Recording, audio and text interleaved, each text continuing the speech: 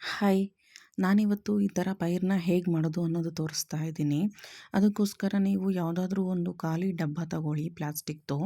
ಅದರಲ್ಲಿ ಮುಕ್ಕಾಲು ಭಾಗ ಮಣ್ಣು ತುಂಬಿಸಿ, ಅದಾದಮೇಲೆ ಓವರ್‌ನೈಟ್ ಸೋಕ್ ಮಾಡಿರೋ ಅಂಥ ರಾಗಿ ಆಗಲಿ ಗೋಧಿ ಆಗಲಿ ಆಗ್ಬೋದು. ಸೋಕ್ ಮಾಡದಿದ್ರೂ ಹಾಗೆ ಹಾಕ್ಬೋದು. ಬಟ್ ಅದು ಸ್ವಲ್ಪ ಸ್ಲೋ ಬರುತ್ತೆ ಪೈರು. ಅದಕ್ಕೋಸ್ಕರ ನಾನು ರಾತ್ರಿ ಎಲ್ಲ ನೆನೆಸಿ ಹಾಕಿದ್ದೀನಿ.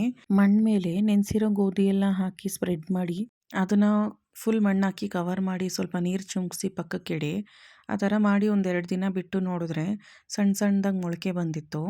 ಅದಾಗಿ ಒಂದು 3-4 ಡೇಸ್ ಆದಮೇಲೆ ನೋಡಿದೆ, ಇನ್ನು ಸ್ವಲ್ಪ ಉದ್ದ ಉದ್ದ ಬಂದಿತ್ತು. ಆಲ್ಮೋಸ್ಟ್ ನಾನು 1 ವೀಕ್ ಹಾಗೆ ಬಿಟ್ಟೆ. ತುಂಬ ಚೆನ್ನಾಗಿ ಬಂದಿತ್ತು. ನನಗಂತೂ ತುಂಬಾ ಖುಷಿ ಆಯಿತು. ಇದನ್ನು ವರಮಹಾಲಕ್ಷ್ಮಿ ಹಬ್ಬಕ್ಕೆ ಆ ಕಡೆ ಈ ಕಡೆ ಡೆಕೋರೇಷನ್ ಆಗಿ ಯೂಸ್ ಮಾಡೋದಕ್ಕೆ ತುಂಬ ಚೆನ್ನಾಗಿರುತ್ತೆ. ಯಾವ್ಯಾವುದೋ ಪ್ಲಾಸ್ಟಿಕ್ ಹೂವು ಯೂಸ್ ಮಾಡೋ ಬದಲು ಈ ಥರ ನ್ಯಾಚುರಲಾಗಿ ನಾವೇ ಮಾಡಿ ದೇವ್ರಿಗೆ ಇಕ್ಕಿದ್ರೆ ತುಂಬ ಅಲಂಕಾರವಾಗಿ ಚೆನ್ನಾಗಿ ಕಾಣಿಸುತ್ತೆ. ಯಾರೆಲ್ಲ ಲಾಸ್ಟ್ ವೀಕ್ ಹಬ್ಬ ಮಾಡಿಲ್ಲ, ಇನ್ನೂ 2 ಶುಕ್ರವಾರ ಇದೆ, ಯಾವುದಾದ್ರೂ ಒಂದು ಶುಕ್ರವಾರ ಹಬ್ಬ ಮಾಡಿ ಈ ಥರ ಟ್ರೈ ಮಾಡಿ ಹೇಗಿತ್ತು ಅಂತ ಹೇಳಿ. Thank you.